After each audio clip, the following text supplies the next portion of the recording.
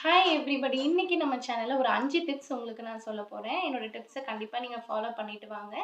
நெறைய பேருக்கு பார்த்தீங்கன்னா, இந்த யூட்ரஸ் ப்ராப்ளம் இருக்கு. கர்ப்பப்பையில பிரச்சனை இருக்கும்.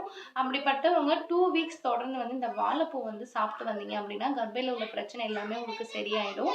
அண்ட் செகண்ட் டிப்ஸ் பார்த்தீங்கன்னா, விளாம்பழம் இருக்கு.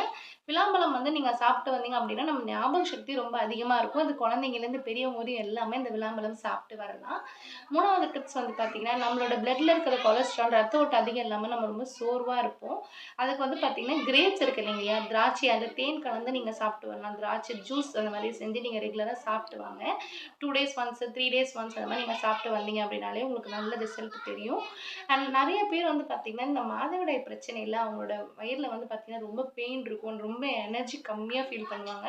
அவங்கலாம் பார்த்தீங்கன்னா, லெமன் ஜூஸ் இருக்கு இல்லைங்களா? லெமன் ஜூஸ் குடிச்சிட்டு வரலாம். நல்லா எனர்ஜிட்டிக்கா இருப்பாங்க.